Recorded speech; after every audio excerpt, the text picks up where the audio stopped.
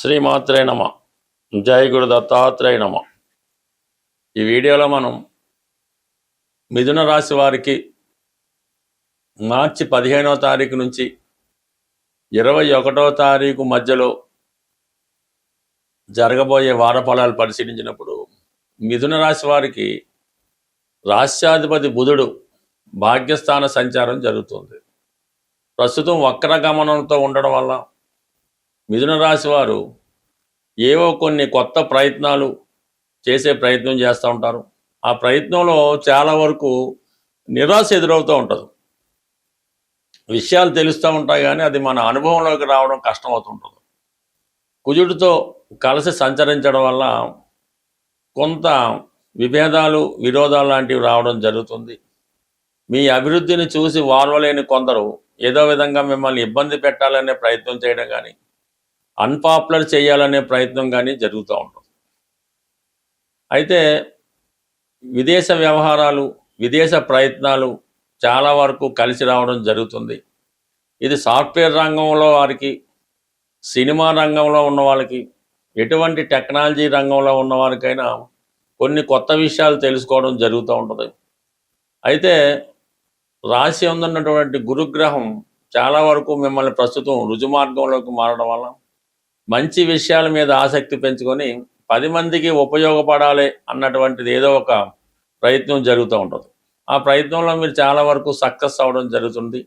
ప్రధానంగా ఏదైనా ఒక పుణ్యక్షేత్రాన్ని దర్శించడం కానీ, ఒక ఆధ్యాత్మిక కేంద్రాన్ని కానీ, లేదంటే మీ ప్రాంతంలో ఉన్నటువంటి ఏదైనా ఒక పుణ్యక్షేత్రం కానీ ఆధ్యాత్మిక కేంద్రం కానీ దర్శించి అక్కడ వారికి కొన్ని వసతులు కల్పించడం కానీ, వారికి కొంత డొనేషన్ ఇవ్వడం కానీ జరిగే అవకాశం ఉన్నది. వ్యక్తిగతంగా ఈ జాతకులు ప్రస్తుతం ఉద్యోగపరంగా విపరీతమైనటువంటి ఒత్తిడి ఎదుర్కోవడం జరుగుతూ ఉంటుంది. తప్పనిసరి పరిస్థితుల్లో కొన్ని అదనపు బాధ్యతలు మీ మీద పడడం జరుగుతూ ఉంటుంది. ఎంత ఓర్పుతో మీరు వాటిని పూర్తి చేయనప్పుడు కూడా ఏదో ఒక అసంతృప్తి మీకుగా అనిపిస్తూ ఉంటుంది. ప్రధానంగా ఇప్పుడు తృతీయాధిపతిగా ఉన్నటువంటి రవి ఈ వారం అంతా ఇంచుమించుగా మనకి ఏప్రిల్ 14వ తారీఖు వరకు దశమ స్థానం సంచరిస్తూ ఉంటాడు. దశమంలో రవి దిగ్బలుడై ఉండడం వలన వృత్తిలో మంచి పొజిషన్ను బాధ్యత వస్తుంది, అధికార హోదా కలుగుతుంది. దానివలన అధికార హోదా కలిగినప్పుడు కూడా తగు విధంగా మీ సహాయకులు మీకు సహకరించకపోవడం వల్ల మీరు మొహమాటంగా ఎంత ఖచ్చితంగా పనిచేసినప్పుడు కూడా కొంత ఇబ్బంది ఏర్పడుతూ ఉంటుంది. ఎందుకంటే అక్కడ శని భగవానుడు కూడా ఉన్నాడు. అష్టమాధిపతిగా శని దశమస్థానం, తృతీయాధిపతిగా రవి దశమస్థానం. ఉద్యోగం మారాలనే ఆలోచన చాలా విపరీతంగా కలుగుతూ ఉంటుంది. కొన్ని అవకాశాలు కూడా రావడం జరుగుతూ ఉంటుంది. కానీ ఏదో ఒక ఇబ్బంది వల్ల అయితేనే, మొగమాటం వల్ల అయితేనే, ఏదో ఒక కారణం వల్ల ఉన్న ఉద్యోగాన్ని విడిచిపెట్టలేక ఎంత కష్టమైనా దాన్నే శ్రమతో పూర్తి చేయడం జరుగుతూ ఉంటుంది. అయితే దానికి తగిన ఫలితం కంప్లీట్గా మీరు ఈ నెక్స్ట్ నెలలో వృత్తిపరమైనటువంటి అభివృద్ధి పొందడం జరుగుతూ ఉంటుంది. ఆగిపోయిన ప్రమోషన్ లాంటిది రావడం జరుగుతూ ఉంటుంది. ఆటోమేటిక్గా కొంత ఇంప్రూవ్మెంటు, అధికార హోదా ఈ రాశి వారికి అతి త్వరలో లభిస్తుంది. అంటే ప్రస్తుతం మాత్రం కొంత వృత్తిపరమైన స్ట్రగుల్ ఉంటుంది, చాలా ఒత్తిడి ఎదురవుతూ ఉంటుంది. బట్ ఏదైనా సమయస్ఫూర్తితో దాన్ని అధిగమించి సాధించడం మంచిది. ఇక ప్రధానంగా కేతు 3వ స్థాన సంచారం.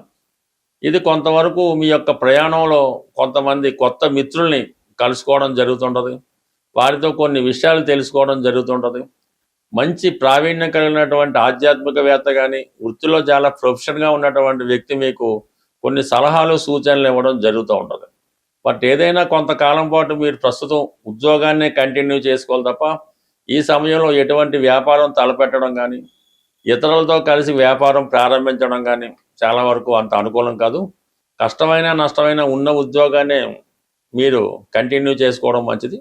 మీకు మారాలని ఉద్దేశం ఉన్నప్పుడు కంప్లీట్గా దాన్ని సైలెంట్గా మీరు వేరే ఉద్యోగాన్ని ప్రయత్నం చేసుకుంటే, అంటే ఏదో ప్రయత్నం చేసినా కూడా దీనికి మించింది ప్రస్తుతం రాకపోవచ్చు. అందువల్ల ఒక నెల రోజులు ఓర్పుగా ఈ ఉద్యోగాన్ని మీరు చేసుకుంటే ఫ్యూచర్లో మంచి పొజిషన్ అన్నది మీకు రావడం జరుగుతూ ఉంటుంది. అలాగే ఈ సమయంలో మీరు కొన్ని కొత్త కోర్సులు నేర్చుకోవడం కానీ, ప్రస్తుతం ఉన్నటువంటి ఏదైతే డిపార్ట్మెంట్లో ఉన్నారో, ఏదైతే ప్లాట్ఫామ్ మీద ఉన్నారో దాన్ని మీరు కంప్లీట్గా మార్చుకొని కొత్తగా ట్రైనింగ్ అవ్వడానికి కూడా ఈ గ్రహస్థితి చెప్తూ ఉంది. ప్రధానంగా టీవీ మీడియా రంగంలో ఉన్న వాళ్ళకి యాంకరింగ్, ఈ ప్రెస్ రిపోర్టర్లు, అలాగే ప్రింట్ మీడియా మొదలగు వాటిలో వాళ్ళకి చాలా ఉత్సాహకరంగా ఉంటుంది. కొన్ని విదేశ అవకాశాలు రావడం కానీ, పెద్ద పెద్ద ఆఫర్స్ మీకు రావడం జరుగుతుంటుంది.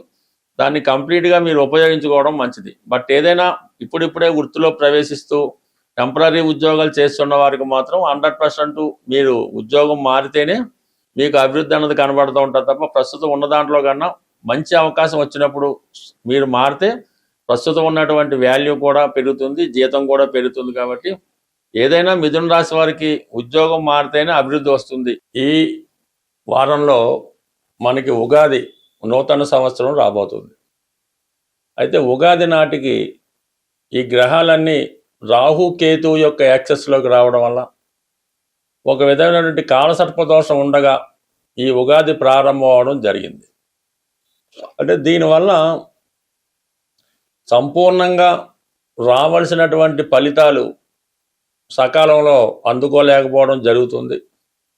కొన్ని అనుకోని ఇబ్బందులు, సమస్యలు వ్యక్తిగతంగా, అంతర్గతంగా అటు దేశాల మధ్య విభేదాలు రావచ్చు, రాష్ట్రాల మధ్య విభేదాలు రావచ్చు, రాజకీయ నాయకుల మధ్య విభేదాలు రావచ్చు.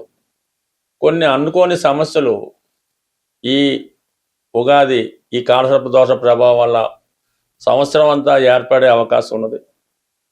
అయితే మరి ఈ సంవత్సరానికి రాజు గురువు అవటం వల్ల ఆధ్యాత్మిక శక్తితో, అంటే బాగా ప్రతి ఒక్కరు కూడా పూర్తిగా దైవం మీద భారం వేయడం వల్ల, అంటే అది నిరంతరం ఏదో ఒక భగవన్నామ స్మరణ అది అలవాటుగా చేసుకొని ఎవరు మతాన్ని బట్టి, ఎవరి యొక్క అలవాటును బట్టి, ఆలోచనను బట్టి, సాంప్రదాయాన్ని బట్టి అది మీరు మననం చేసుకోవడం వల్ల చిన్నపాటి మంత్రం అవ్వచ్చు, లేదంటే పెద్దదన్న అవ్వచ్చు, మరి ఎక్కువగా మరి అందరికీ జగత్రక్షకుడైనటువంటి ఆ శ్రీమన్నారాయణుడు వెంకటేశ్వర స్వామి అవ్వచ్చు, విష్ణుమూర్తి అవ్వచ్చు, అంటే ప్రధానంగా విష్ణు సహస్రనామాన్ని పారాయణ చేయడం వల్ల,